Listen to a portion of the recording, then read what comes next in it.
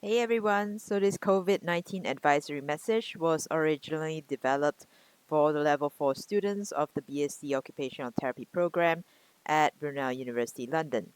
And I recognize that you're just starting your journey to become healthcare professionals and as such need to be guided on how to behave like one. So I developed this video to support you in meeting your RCOT professional standards, particularly section 4.2 on using evidence to guide your decision making and Section 6.2, which addresses making professional judgments. Now, I don't know how many of you kept up with the latest evidence on the pandemic situation, but in case you're not aware, vaccinated people can still catch and spread the virus. In my own family back home, there is an entire household which has been fully vaccinated but still caught the virus, with one of my elderly relatives in a critical condition. And even if you are vaccinated but asymptomatic, research shows that with some variants, vaccinated people can still carry the same amount of viral load as unvaccinated people. So it doesn't necessarily mean that just because you are vaccinated, you are less likely to pass the virus on to others. And that's why evidence informed decision making indicates that vaccination itself isn't enough for returning to campus without implementing additional measures. Now, I will get to those additional measures later, but please let me quickly address the point of vaccination. We don't know if we are sharing the space with people who may still be unvaccinated, who may be clinically vulnerable even if they were vaccinated, and you may even be sharing the space with people who have family members that are still unvaccinated or clinically vulnerable. Now, do you really want to be the person to put these people at risk? And I don't just mean risk of death, but also risk of long COVID. I don't know how much you know of long COVID, but I am aware it has definitely affected children and working age adults. And my question to you is, would you feel comfortable knowing that you could potentially be subjecting people to these consequences? If you're not familiar with long COVID, I strongly urge you to watch these videos to find out. There has been information released recently which indicates that the variants are becoming increasingly airborne. And what this means is that the virus transmits through lighter aerosol particles as opposed to the original version, which was transmitted through heavier droplets. Lighter particles not only stay in the air longer but also travel greater distances and spread faster. And this means that maintaining the previous 2-meter social distancing rule is no longer enough. In a poorly ventilated room like this, the virus can spread throughout the room in about 30 minutes and float about in the air for hours.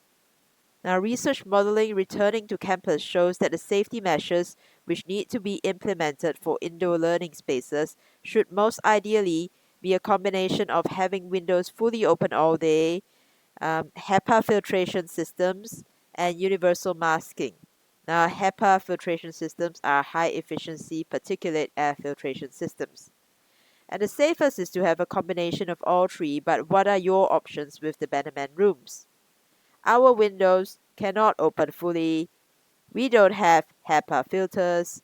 The only safety measure accessible to us is universal mask wearing. And I think it's great that an overwhelming number of you voted for mask wearing over Welcome Week, but what I have come to realize is that many of you don't seem to realize what mask wearing actually entails. So, first up, based on my observations, I think it's great that everybody understands this, but I just think it's good to reinforce again masks work and not vices. Secondly, please mask up before you enter the room.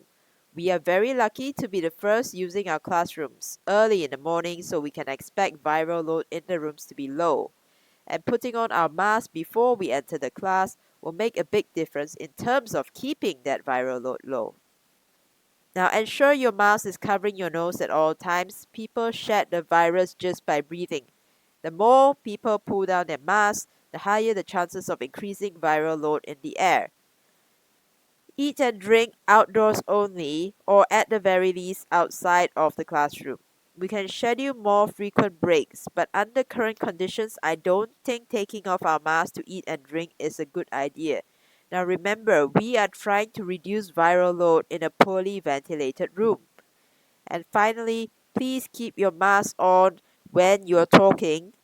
particularly if it is to the person next to you. I mean, it's very dangerous pulling down your mask to talk to someone at close proximity. And if you need to raise your voice for any reason, keep the mask on because we expel more air when we raise our voices. If you want to say something and it's difficult to be heard, get up, walk to the front to use the microphone. Universal masking applies to everybody. Basically, we need to use the power of the collective to get everybody to act the same way so people don't start getting complacent. The only exception is that if you have a medical condition that allows you to be exempt from mask wearing, in which case I would say talk to your personal tutor about getting this officially put on your disability and dyslexia profile so that this factor is considered when assigning you to practice placements. Now, besides masking, there are a few other precautions I need to highlight which is specifically relevant to my observations of your behavior. Research shows that track, trace, and isolate is particularly effective in reducing COVID-19 transmission during term time. What this means is that you should stay in your teams and minimize contact with people outside of your teams as much as is possible. We put you in fixed teams to make contact tracing easier, but if you get up from your teams to mix around during breaks or outside of class, it kind of defeats the purpose. So if I see clusters of people from different teams crowding together during breaks, I'm sorry, but for the sake of health and safety, I will have to break you up. And finally, thank you for agreeing to this over welcome week. I just want to reinforce again that if you are not well, please stay at home. Even if you have tested negative, please make sure you've disclosed your test results to your educators and teammates. We don't want people to worry unnecessarily, and like I mentioned during welcome week, we have a very severe educator shortage. We cannot guarantee that there will always be cover for classes, so we will need you to help keep us from falling sick. I mean, the most ideal situation would be not to have to combine all of you into one room, as that will help slow down the buildup of viral load. But as you have experienced, sometimes this is inevitable, and if you are down to only one educator teaching you, you don't want to get them sick either. So that's why I cannot put enough emphasis on the importance of universal masking. Now, awareness of your health condition and its impact on the safety of others is also a part of our professional standards. If you'd like to engage further with the research cited in the video, please check out the references here.